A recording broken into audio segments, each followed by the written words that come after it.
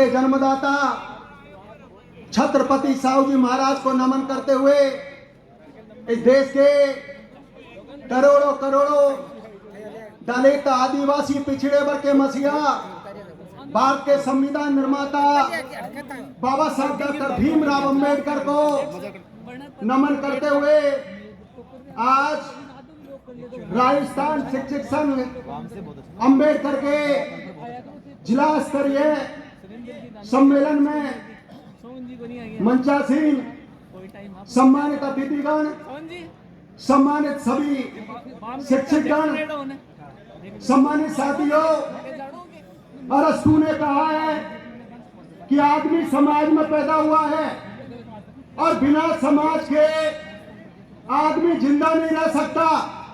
जैसे बिना पानी के मछली जिंदा नहीं रहती है, ठीक उसी प्रकार से आदमी भी समाज के बिना जिंदा नहीं रह सकता। और जो व्यक्ति समाज से अलग रहता है, समाज से दूर रहता है, तो वो व्यक्ति या तो देवता है या फिर वो जानवर है। सम्मानित साथियों, एक जिंदगी होती है टीचर की और एक जिंदगी होती है फटीचर की। जो व्यक्ति समाज के लिए जीते हैं, मिशन के लिए जीते हैं, संगठन के लिए जीते हैं, वो शिक्षक होते हैं जिनसे पूरा देश प्रदेश समाज प्रेरणा लेता है।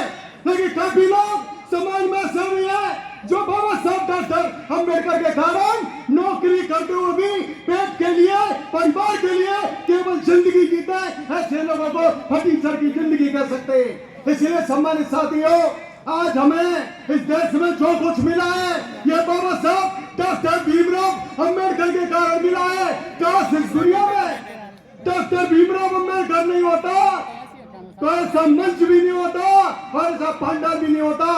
आज इस देश के अंदर अनुसूचित जाति के लोग, जनजाति के लोग, पिछड़े वर्ग के लोग, धार्मिक समुदाय के लोग, सब समाज की महिलाएं जो आगे बढ़ रही हैं, तरक्की कर रही हैं, ये दान परम पूज्य बाबा साहब डॉक्टर भीमराव अंबेडकर की है।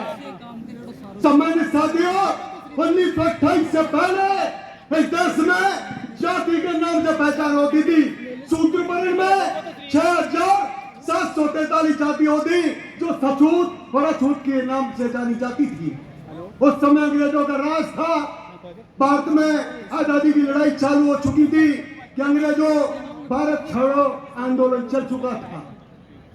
बाबा साहब डॉक्टर अंबेडकर ये बात सुन के बड़ी दुखी हुए कि भारत तो अंग्रेजों से आजाद हो जाएगा, लेकिन मेरे लोग डबल गुलाम है। नंबर एक, ये देश अंग्रेजों का गुलाम है और हम इस देश के अंदर मनुवादी, सामंतवादी, पूंजीवादी व्यवस्था के गुलाम हैं।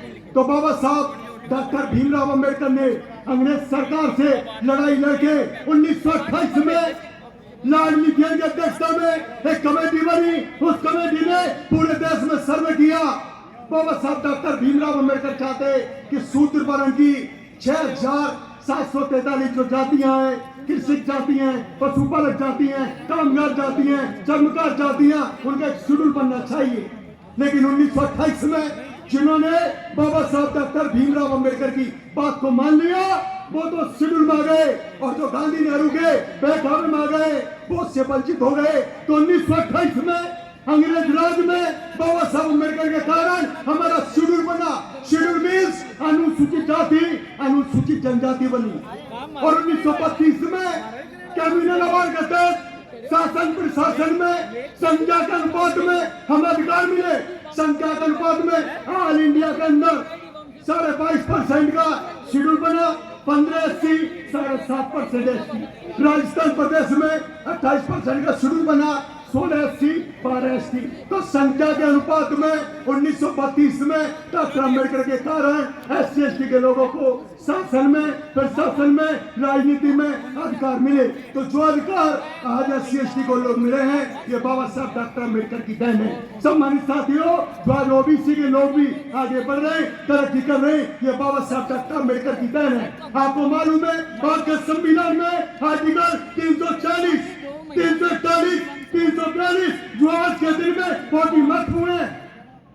आर्टिकल 340 के तहत करार बना, मंडल बना, और मंडल को लागू कराने के लिए शेड्यूल कास्ट में काशीराम जी ने पीपी सिंह की सरकार के खिलाफ आंदोलन किया।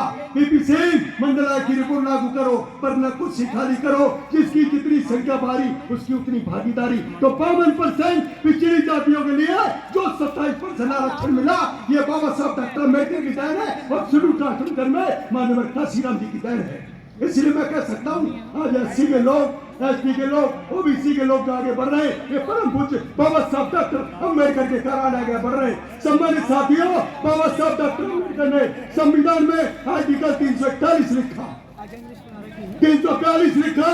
यह आर्टिकल 341 क्या है? यह आर्टिकल 341 है जो हमें अंग्रेज सरकार से डॉक्टर अम्बेडकर ने लड़ाई लड़के जो शेड्यूल बनाया, एससी के लिए आर्टिकल 341, एसटी के लिए आर्टिकल 342।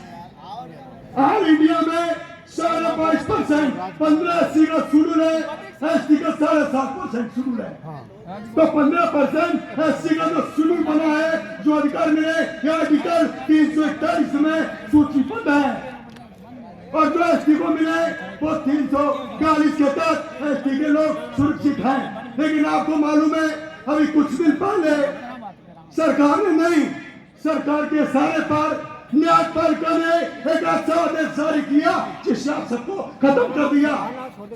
एक ऐसा आदेश जारी किया जबकि मैं आपको बताना चाहता हूँ जो भारत के संविधान में आर्टिकल 341 है, 342 है, इससे छेड़छाड़ करने का किसी को कोई अधिकार नहीं है। कब छेड़छाड़ हो सकती है? संसद में, लोकसभा, राज्यसभा में तो कई बहुमत से प्रस्ताव पास होगा, तब आर्टिकल 341, 342 में किसी जाति को जोड़ा जा सकता है या किसी जाति को हटाया जा सकता है। लेकिन आपको मालूम है मनुवादियों के इशारे पर न्यायपालिका ने आदेश दे दिया कि जो SC ST को आरक्षण मिला है इसका वर्गीकरण किया जाता है।